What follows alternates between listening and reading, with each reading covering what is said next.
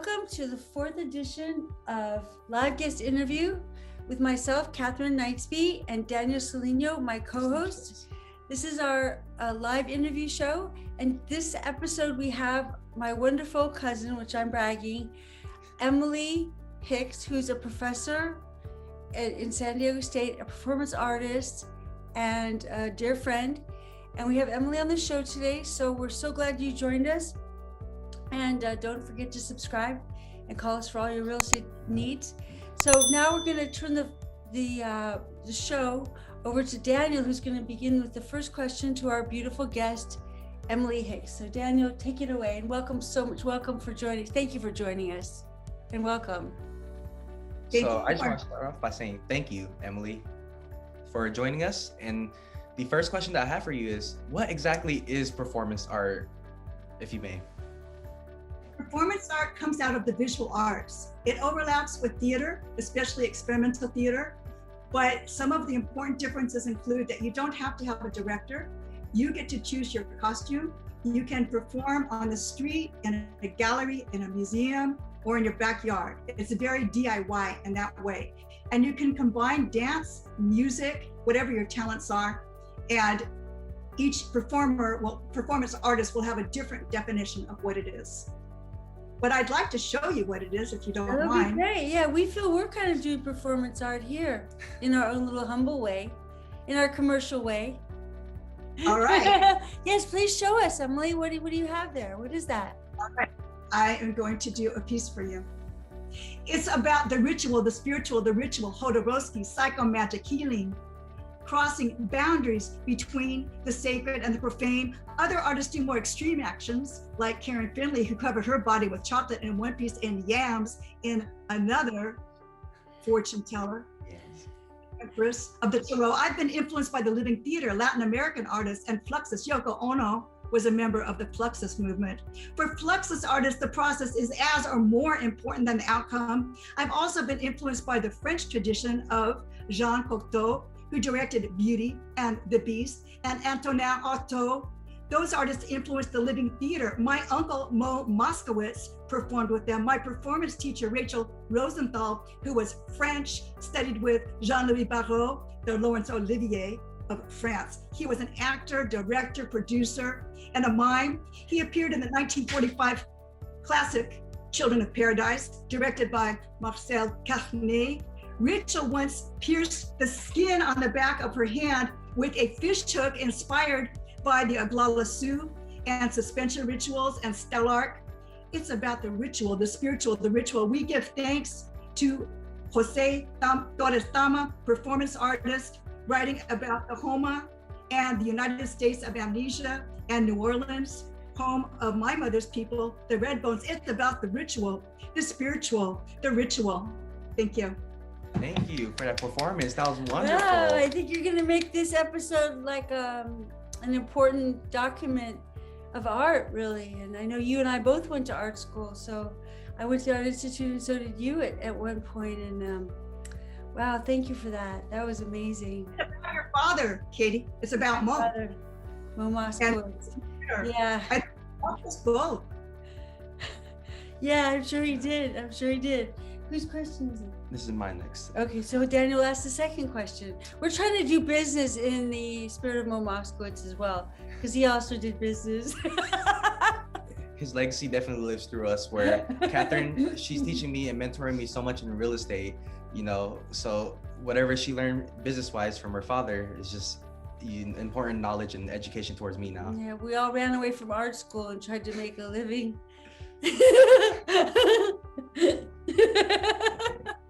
But you didn't have to do that, thank God.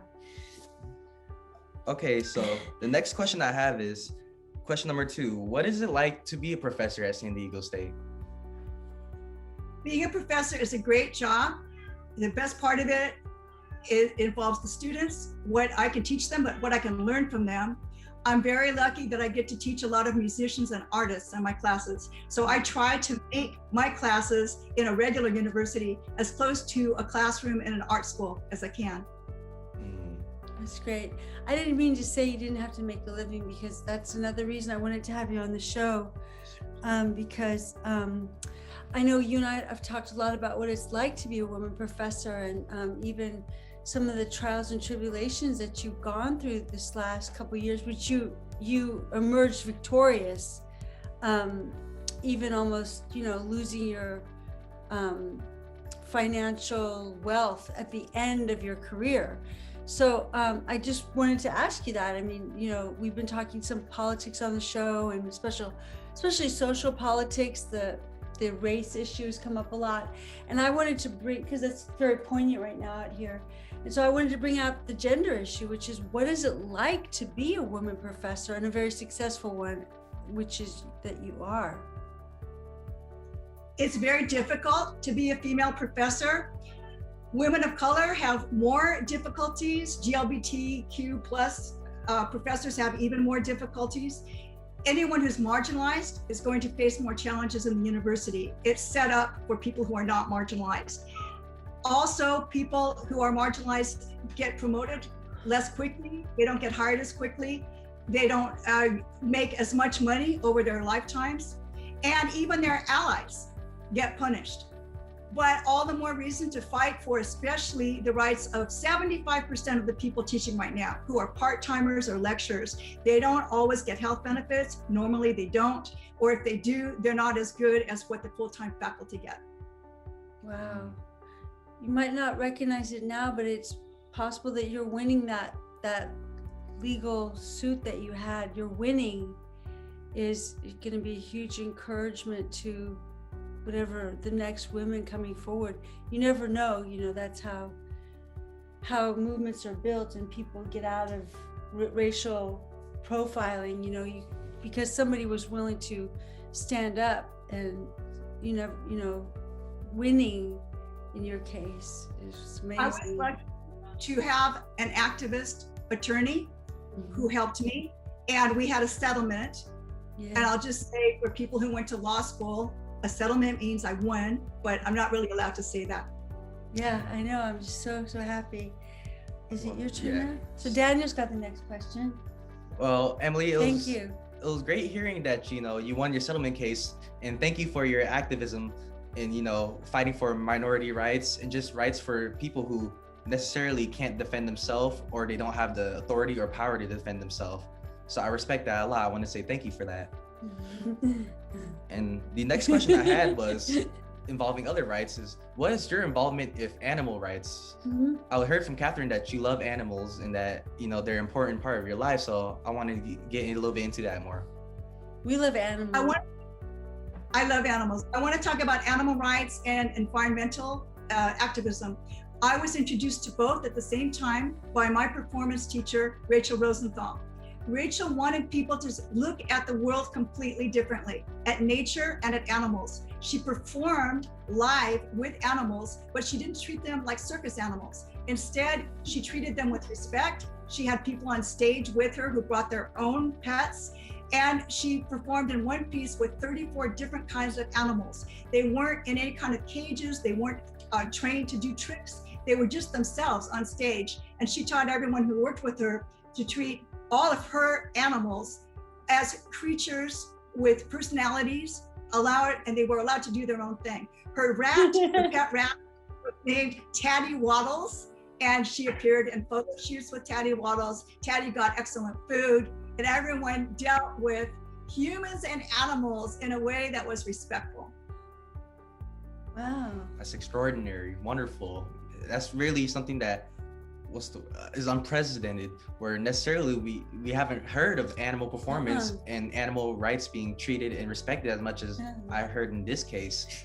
Usually we heard of the old case circuses where elephants or other animals would get abused for the entertainment of humans. Right. So I'm glad that you guys are setting up the precedents where we got to treat animals with respect as much as we treat humans with respect. We share the planet with them, the environment with them. Do you think that calling them pets later, they'll have a problem with that? Like, don't call us pets. Like, that's like, the PC incorrect.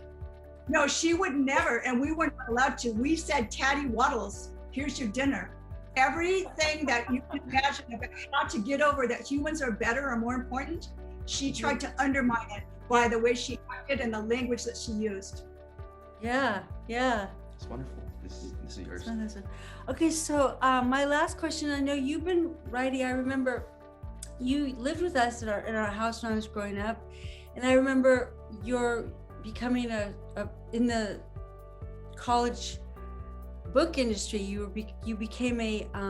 I remember the time when you had started writing many years ago, but I know you've become you've been successful textbook writer all these years. So I mean, that is incredible. Most people can't even get through a textbook, much less write one. Definitely. Yeah, so, and I know you've been doing it since you were a very young woman. I remember you were so beautiful when you were young, and you're still very beautiful. But I mean, you could have done, you could have been just married a rich guy or anything, but you became this important job, this amazing job, which I'm sure you're in the genius IQ status. I assume that you are. I would love for you to sort of share with us what kinds of books they are. I mean, I've said, generally speaking, and how you got into doing this work that you do. And what is the book you're working on now? I'll start with the book that I'm working on now. I'm writing a book right now about performance art and something called, most people have heard of it as chaos theory, where the butterfly wing flaps and then it causes a hurricane in Texas. But I'm calling it complexity science. That's what it's called now. So I think that complexity science needs to be taught in the schools along with literature and the arts. So I am focusing on 4 artists and writers, and I use the basic concepts of this idea of everything's related. That's complexity theory, that little tiny behaviors can have a huge effect.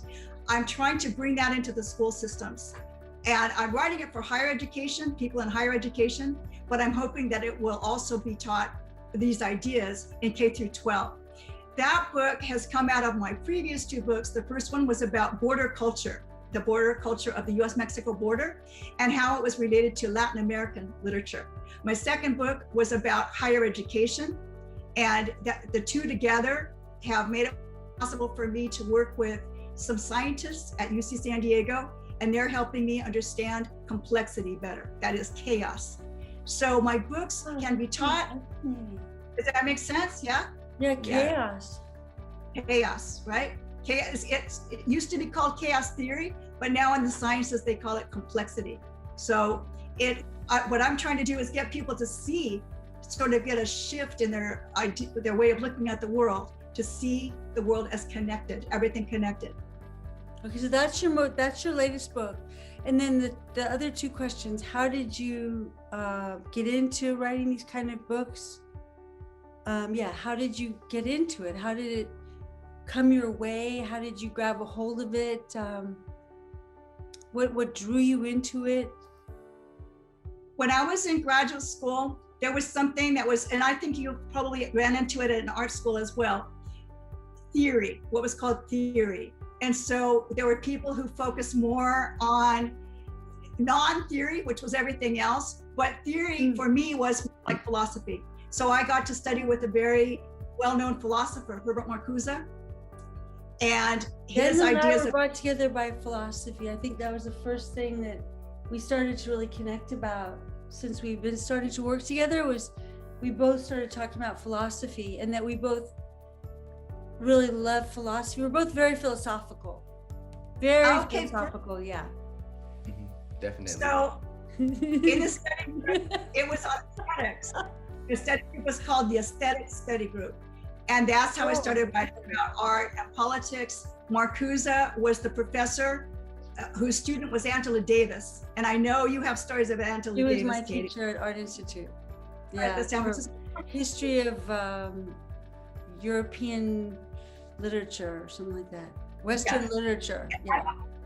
I don't want to go into the very unpleasant past about her legal issues, but I will say, because it's a wonderful thing that he did, that Herbert Marcuse wrote a letter that saved her life. And people who look into that period of history know, yes, no. Oh, wow, that's amazing. Yeah, that's how philosophy saved someone's life. I could definitely see that because I myself am someone who loves philosophy and psychology. So you telling me about theories is kind of something that relates to me because of psychology. We have psychological theories a lot, and that's similar to what you're talking about, the complexity theory. I'm kind of getting into learning about that stuff, and I just love the idea of there's so much thinking about it and hypothesis you could create, and so you may be wrong, but at the same time you could create something new and be right and change exactly how people think. Yeah, we deal with it a lot in our job, where we must understand multiple people's points of view. Many people. Now that you brought, what's that? oh, I was going to say that's exactly what I work on, multiple points of view. And the way I got into this book was combining philosophy with holography and physics. I worked with a holographer, and in holography, you have multiple points of view and the kind of the way that we produced holograms. So for me, that's connected to the self. All selves are different to some degree, as subjects were different, were shaped differently depending on our backgrounds. And I wanted to put that together with multiple perspectives, exactly what you're talking about. And one way I talk about it is 3D glasses. I will talk about it to people any way they want to talk about it. How to look at things from more than one side, how to look at it in 3D. Wow, that's so amazing. Well, it's been so great to have you on the show, but we are so excited to do this job. We really feel that we have a lot to offer, and we feel that we have been able to bring all these ideas to our clients, and we hope that our clients are interested. We hope that you guys found this show interesting. We're always excited to work with you from whatever walk of life that you're coming from, and we hope that you join us on the next episode. I'm Catherine Knightsby, and this is Daniel Salino. Yes. And you just got your what? I just got my real estate license 2 weeks ago, so that's something that I'm striving and working on. Yeah, so Daniel's building his business, and he's a great agent already. Yeah, absolutely great agent already. Yeah. So I just want to say once again, thank you, Emily.